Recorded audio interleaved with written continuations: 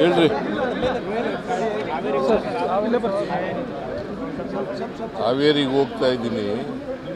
ಅಲ್ಲಿ ಒಂದು ಕನಕ ಭವನ ಮತ್ತು ಸಂಗೊಳ್ಳಿ ರಾಯಣ್ಣ ಅವರ ಪ್ರತಿಮೆ ಉದ್ಘಾಟನೆ ಮಾಡೋಕ್ಕೆ ಹೋಗ್ತೀನಿ. ಮತ್ತು ನಮ್ಮ ಹಾವೇರಿ MLA ಶಿವಣ್ಣನ ಕಾನ್ಸ್ಟಿಟ್ಯೂನ್ಸಿನಲ್ಲಿ ಮತ್ತು ಹಾವೇರಿ ಕಾನ್ಸ್ಟಿಟ್ಯೂನ್ಸಿಗೆ ಸಂಬಂಧಪಟ್ಟಂತೆ ಒಂದು ಕೆರೆ ವಾಗಿನ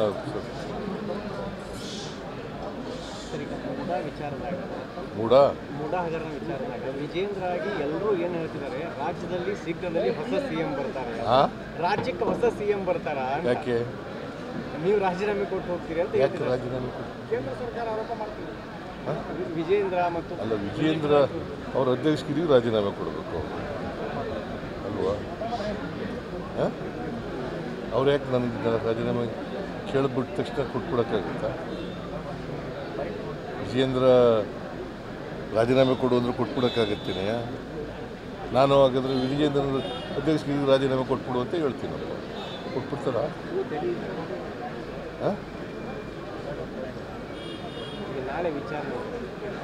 ನಾಳೆ ಆರ್ಗ್ಯುಮೆಂಟ್ ನಡೀತದೆ. ನಾಳೆ ಆರ್ಗ್ಯುಮೆಂಟ್ ಆಗಲಿ, ನೋಡೋಣ ಏನು ಹೈಕೋರ್ಟ್ ಏನು ತೀರ್ಮಾನ ಮಾಡ್ತದೆ. ನನ್ನ ಪ್ರಕಾರ ನಾವೇನು ತಪ್ಪು ಮಾಡಿಲ್ವಲ್ಲ. ಏನಾದರೂ ಹೋಗೋ ಪ್ಲಾನ್ ಇದೆಯಾ ಸರ್ಕಾರದ ವತಿಯಿಂದ? ರಾಷ್ಟ್ರಪತಿಗಳನ್ನ ಭೇಟಿ ಆಗೋದು ಆ ಥರ ನಾಳೆ ರಾಜ್ಯಪಾಲರಿಗೆ ನಮ್ಮ ಎಲ್ಲ MLAಗಳು, ಮಂತ್ರಿಗಳು, MLCಗಳು, ಸಂಸದರು ಎಲ್ಲರೂ ಕೂಡ ಭೇಟಿ ಮಾಡಿ ಕುಮಾರಸ್ವಾಮಿ ಮೇಲಿರ್ತಕ್ಕಂಥ ಸ್ಯಾಂಕ್ಷನ್ ಕೇಳಿದಾರಲ್ಲ ಅದನ್ನು ಒತ್ತಾಯ ಮಾಡ್ತಾರೆ. ನಿರಾಣಿ ಮೇಲೆ ಕೇಳಿರ್ತಕ್ಕಂಥದ್ದು, ಜೊಲ್ಲೆ ಮೇಲೆ ಕೇಳಿರ್ತಕ್ಕಂಥದ್ದು, ಆಮೇಲೆ ಜನಾರ್ದನ್ ರೆಡ್ಡಿ ಮೇಲೆ ಕೇಳಿರ್ತಕ್ಕಂಥದ್ದು, ಅವುಗಳು ಭಾಳ ದಿನಗಳಿಂದ ಪೆಂಡಿಂಗ್ ಇದ್ದಾವೆ. ಅದನ್ನು ಕ್ಯಾಬಿನೆಟ್ ಇದಕ್ಕೆ ಎಂಥದ್ದು ಪ್ರಾಸಿಕ್ಯೂಷನ್ಗೆ ಕೊಡಿ ಅಂತ ಕೇಳ್ತಾರೆ. ಬಿಕಾಸ್ ಅವುಗಳೆಲ್ಲ ಕೇಸ್ಗಳಲ್ಲಿ ವಿಚಾರಣೆಯಾಗಿ ಚಾರ್ಜ್ ಶೀಟ್ ಹಾಕೋಕ್ಕೆ ಪೆಂಡಿಂಗ್ ಇದ್ದಾವೆ. ನಮ್ಮ ಕೇಸ್ನಲ್ಲಿ ವಿಚಾರಣೆನೇ ಆಗಿಲ್ಲ, ಯಾವುದೇ ರಿಪೋರ್ಟ್ ಇಲ್ಲ.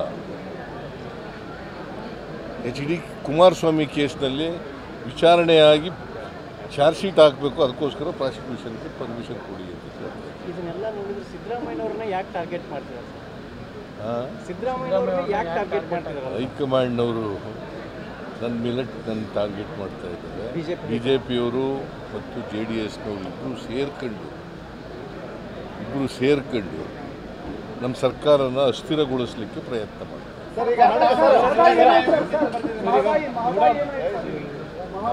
ಮಹದಾಯಿ ಏನಾಯಿತು ನೋಡಪ್ಪ, ಮಹದಾಯಿ ನಾವು ರೆಡಿ ಇದ್ದೀವಿ, ನಾವು ಪ್ರಾರಂಭ ಮಾಡೋಕ್ಕೆ ರೆಡಿ ಇದ್ದೀವಿ.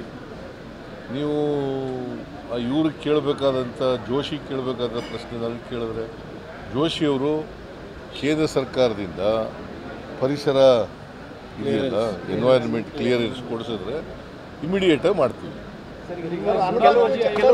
ವಿಚಾರದಲ್ಲಿ ಏನು ತಾವು ಪತ್ರ ಬರೆದಿದ್ದೀರಾ ಹಣಕಾಸು ಆಯೋಗಕ್ಕೆ?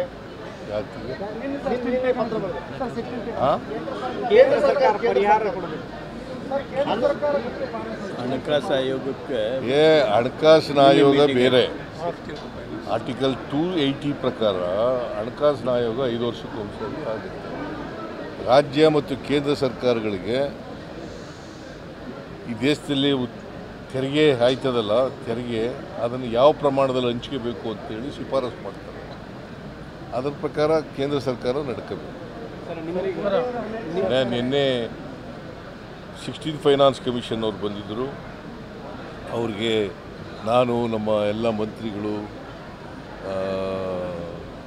ಮತ್ತು ಅವರು 16th ಫೈನಾನ್ಸ್ ಕಮಿಷನ್ನ ಚೇರ್ಮನ್ ಅರವಿಂದ ಪನಗೇರಿಯ ಅವರೆಲ್ಲರ ಜೊತೆಲೂ ಕೂಡ ಮಾತಾಡಿದ್ದೀವಿ, ಚರ್ಚೆ ಮಾಡಿದ್ದೀವಿ, ಮೆಮೊರಾಂಡಮ್ ಕೊಟ್ಟಿದ್ದೀವಿ. ನಮ್ಮ ಇದನ್ನೇನು, ನಮ್ಮ ನಿಲುವೇನು ಅಂತಕ್ಕಂಥದ್ದನ್ನು ಕೂಡ ಹೇಳಿದ್ದೀವಿ. ಯಾಕಂದರೆ ನಾವು ಪ್ರತಿಭಟನೆ ಮಾಡಿದ್ದು ಡೆಲ್ಲಿಗೆ ಹೋಗಿ, 15ನೇ ಹಣಕಾಸಿನಲ್ಲಿ ಅನ್ಯಾಯ ಆಗಿದೆ. 11,495 ಕೋಟಿ ವಿಶೇಷ ಗ್ರ್ಯಾಂಟ್ ಕೊಡ್ತೀವಿ ಅಂತ ಹೇಳಿದ್ರು, ಕೊಟ್ಟಿಲ್ಲ. ಶಿಫಾರಸು ಮಾಡಿದ್ದು 15ನೇ ಹಣಕಾಸು, ಅದು ಕೊಟ್ಟಿಲ್ಲ.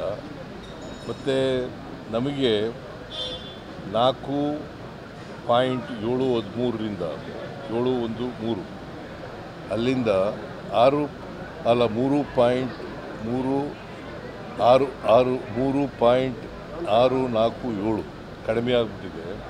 ಸುಮಾರು 1.66% ನಮಗೆ ರಾಜ್ಯಕ್ಕೆ ಬರಬೇಕಾಗಿದ್ದದ್ದು ಬರಲಿಲ್ಲ.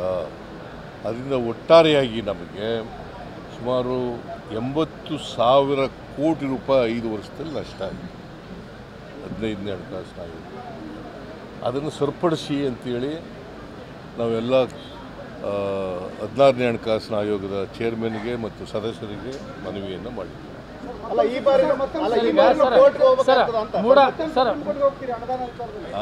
ಬಾರಿನೂ ಕೋರ್ಟ್ಗೆ ಹೋಗೋ ಪರಿಸ್ಥಿತಿ ಬರ್ತದ? ಕೂಸುಟ್ಟಕ್ಕೆ ಮುಂಚಿತವಾಗಿ ಇದನ್ನು ಒಲಿಸ್ಕೊಳ್ಳೋಕ್ಕಾಗಲ್ಲ ಅಲ್ವಾ? ಅವ್ರು ವರದಿ ಕೊಟ್ಟರು, ನಾವು ವಿಶ್ವಾಸ ಇದೆ, ಇದ್ರ ಮೇಲೆ ಆಯೋಗದ ಮೇಲೆ ವಿಶ್ವಾಸ ಇದೆ. ನಮ್ಮ 15ನೇ ಹಣಕಾಸಿನಲ್ಲಿ ಆಗಿರ್ತಕ್ಕಂಥ ತಪ್ಪುಗಳನ್ನ ಸರಿಪಡಿಸ್ತಾರೆ ಅಂತಕ್ಕಂಥ ನಂಬಿಕೆ ಇದೆ. ಕೆಲವು ಶಾಸಕರು 100 ಕೋಟಿ ರೂಪಾಯಿ ಆಫರ್ ಮಾಡ್ತಿದ್ದಾರೆ. ನಿಮ್ಮ ಕೆಲವು ಶಾಸಕರು ಬಿಜೆಪಿಯವರು ಕೊಡ್ತಿದ್ದಾರೆ, ಅದು ನಿಜಾನಾ ಸರ್? 100 ಕೋಟಿ ಕರ್ಕೊಂಡು ಆಪರೇಷನ್ ಮಾಡ್ತಿದ್ದಾರೆ. ಈಗ ರವಿ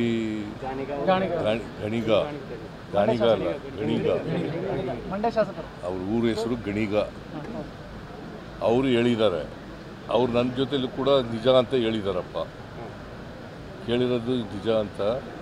ಸೊ ಅದು ಪ್ರಯತ್ನ ಮಾಡುತ್ತಲೇ ಇದ್ದಾರೆ. ಯಾಕಂದರೆ ಆಪರೇಷನ್ ಕಮಲ ಅನ್ನೋದಕ್ಕೆ BJP ಇದ್ದವರು ಇರಲ್ಲ, ಅವ್ರಿಗೂ ಜನಗಳ ಆಶೀರ್ವಾದ ತಗೊಂಡು ಅಧಿಕಾರಕ್ಕೆ ಬಂದು ಗೊತ್ತೇ ಇಲ್ಲ. ಕರ್ನಾಟಕದಲ್ಲಿ ಆಪರೇಷನ್ ಕಮಲ ಮಾಡಿ ಅಧಿಕಾರಕ್ಕೆ ಬಂದಿರೋದು 2008 ಇರ್ಬೋದು, 2019 ಇರ್ಬೋದು.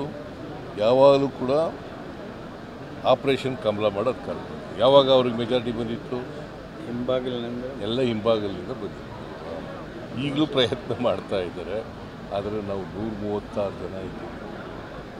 It is not that easy. ಯಾಕಂತಂದರೆ ಸುಮಾರು 60 ಜನರಷ್ಟು ರಾಜೀನಾಮೆ ಕೊಡಿಸ್ಬೇಕು. It is not that easy. ಮತ್ತು ನಮ್ಮ MLAಗಳು ಯಾರೂ ಕೂಡ ದುಡ್ಡಿನ ಆಸೆಗೆ ಬಲಿಯಾಗಲ್ಲ. ಸರ್, ಮೂಡ ಮಾಜಿ ಆಯುಕ್ತರನ್ನ ಹಾವೇರಿ ವಿವಿಗೆ ಈಗ ಕುಲಸಚಿವರಾಗಿ ನೇಮಕ ಮಾಡಿದ್ದಾರೆ. ಅವ್ರ ಮೇಲೆ ಆರೋಪ ಇದೆ ಸರ್. ಈಗ ಆಲ್ರೆಡಿ ಅಂಥವ್ರನ್ನ ದಿನೇಶ್ ಕುಮಾರ್ ಅವರು ಮೂಡ ಮಾಜಿ ಹಾವೇರಿ ಯೂನಿವರ್ಸಿಟಿ ರಿಜಿಸ್ಟ್ರಾರ್ ಮಾಡಿದ್ದಾರೆ. ಅವ್ರ ಮೇಲೆ ಆರೋಪ ಇದೆ ಸರ್. ಟ್ರಾನ್ಸ್ಫರ್ ಮಾಡಿದ್ದಾರೆ. ಯಾರನ್ನ? ಕುಲಸಚಿವರನ್ನಾಗಿ ಮಾಡಿದ್ದಾರೆ ಅಂತ ಗೊತ್ತಿಲ್ಲ, ನನಗೆ ಕೇಳಿ ನೋಡ್ತೀನಿ. ಇನ್ನು ಅರ್ಬನ್ ಡೆವಲಪ್ಮೆಂಟಿಂದ ಏನಾರು ಮಾಡಿದರೆ ಮಾಡಿರಬೇಕು, ಕೇಳಿ ನೋಡ್ತೀನಿ. ದರ್ಶನ್ ವಿಚಾರ ಸರ್ಕಾರಕ್ಕೆ ಮುಜುಗರ ಆಯ್ತಾ ಅಂತ, ರಾಜಾತಿಥ್ಯ ಕೊಡ್ತಿದೆ ಅಂತ ಬಿಜೆಪಿಯವರು ಆರೋಪ. ಕಾಂಗ್ರೆಸ್ ಗೌರ್ಮೆಂಟ್ನಲ್ಲಿ ಏನು ಬೇಕಾದರೂ ಆಗುತ್ತೆ. ಯಾರು ತಪ್ಪು ಮಾಡಿದ್ರೆ ಅವ್ರ ಮೇಲೆ ಈಗಾಗಲೇ ಕ್ರಮ ತಗೊಂಡು 9 ಜನರಿಗೆ ಸಸ್ಪೆಂಡ್ ಮಾಡಿದ್ರು. ಅಲ್ಲಿ ಇರಬಾರ್ದು, ಬೆಂಗಳೂರು ಜೈಲಿನಲ್ಲಿ, ಪರಪ್ಪನಗರದ ಜೈಲಲ್ಲಿ ಇರಬಾರ್ದು ಅಂತ ಅವ್ರನ್ನ ಬಳ್ಳಾರಿ ಜೈಲಿಗೆ ಕಳಿಸಿದ್ವಿ. ನಾವು ಕೂಡಲೇ ಗೊತ್ತಾದ ತಕ್ಷಣ ನಾವು taken action against the 2 people and also DGPಗೆ, ಜೈಲಿನ DGPಗೆ ನೋಟಿಸ್ ಕೂಡ ಕೊಟ್ಟಿದ್ದೀವಿ.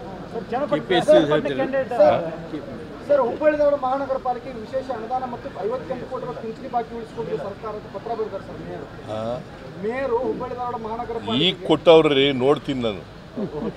ಸರ್, ಈ ನೇಹ ಮತ್ತು ಅಂಜಲಿ ಕೇಸಲ್ಲಿ ಸರ್ ಸರ್ಕಾರ ಏನು ಇದು ಕೊಡ್ತಂತೆ ಪರಿಹಾರ ಇನ್ನೂ ಕೊಟ್ಟಿಲ್ಲ ಸರ್. ಅಂಜಲಿ ಮನೆಗೆ ಹತ್ಯೆ ಆಯ್ತಲ್ಲ, ಕೊಲೆ ಅಂಜಲಿ ಅಂಬಿಗರ್ ಸರ್. ನೋಡ್ತೀನಿ.